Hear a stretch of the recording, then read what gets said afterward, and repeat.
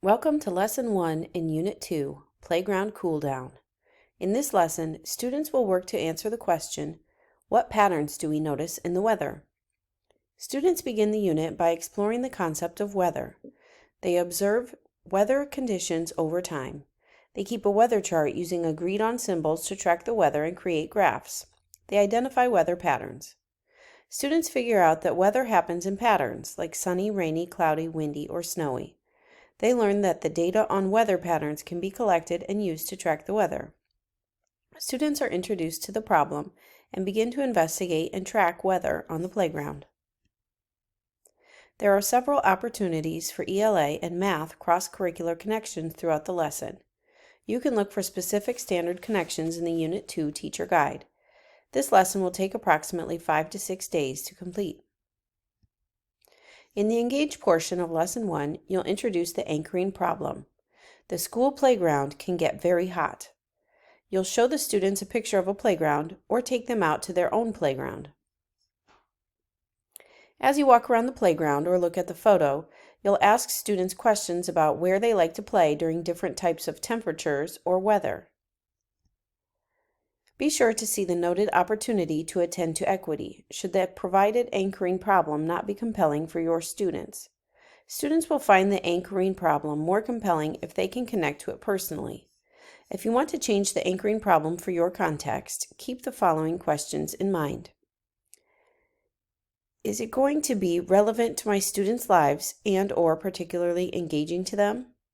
Do we have a park or playground in my students' community? Is our topic going to motivate students to want to explore and explain how sunlight causes the Earth's surface to warm up, how shade is cooler than sunlight, how we can measure and record weather and weather patterns, how people can use weather forecasts to respond to severe weather events? You will play the Summer Heat Leads to Playground Hazards video to introduce the dangers from the playground if it gets too hot. Students will generate ideas for what they notice and wonder about the playgrounds in the video.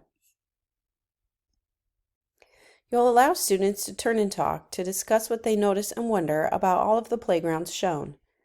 As students are sharing their observations and questions, you'll provide them with the sentence stem, "Now I'm wondering about," to model how we can use observations to develop questions. Once students have their questions, you will guide them in creating categories for their questions on the driving question board, using the steps provided in the teacher guide. Do not answer questions at this time or correct their thinking. Students will explore their questions and explain this anchoring problem throughout the unit.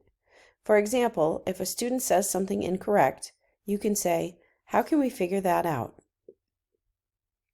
Here are examples of driving question boards from other K-5 units. They depict the students' questions in categories, some along with a drawn model from the unit.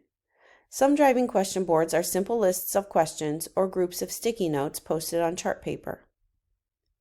Teachers and students can manipulate and move around questions and label categories together. For the Explore portion, you'll introduce the book, What Will the Weather Be Like Today? You'll first do a picture walk of the book. Then use the Read Aloud guide to read and ask questions. You'll ask students how they could keep track of the weather day to day. Students could suggest using different symbols and a calendar.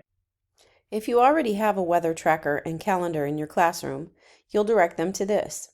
If you do not track the weather in your classroom, you'll brainstorm with students how they could use their class calendar to track the weather. You can post and discuss the weather and symbol vocabulary cards. Please note that for the rest of the unit, you'll need to track the weather with the class calendar.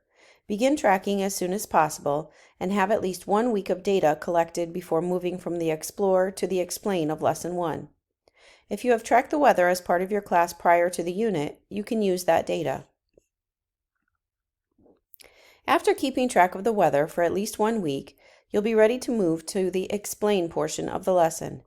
Students will now make graphs with the weather symbols to analyze their data. You can post and discuss the data vocabulary card.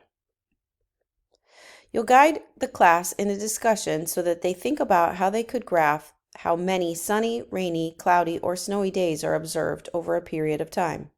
You'll let students know they will use their graphs to be able to explain their weather data.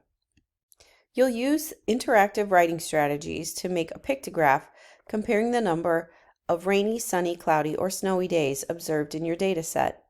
You'll invite students to use the Graphing Weather Data journal page to complete their graph. This is a good opportunity to post the pictograph vocabulary card. In the Elaborate portion of the lesson, students will engage in a class discussion. You'll invite them to gather and analyze their weather graphs. You'll use the provided questions to guide the discussion around what patterns do we notice in the weather. The goal of this class discussion is to analyze student data and identify any weather patterns. You'll use the discussion to create the Lesson 1 summary chart. From the discussion, students should understand that we can collect weather data to better understand what the weather will be like on the playground. During the discussion, you'll post the pattern vocabulary card. For the Evaluate portion, you'll have students return to their Reading Weather Patterns student journal page to answer the final question. To support student sense-making across the unit, orient them back to the driving question board. Ask, what did we learn about patterns in the weather? And what new questions do we have? By the end of this lesson, students will have observed weather patterns over time and presented weather data using graphs and charts. In Lesson 2, students will use their understanding of weather patterns to investigate patterns throughout the year, also known as seasons. For more information about this unit, visit mysidepartners.com.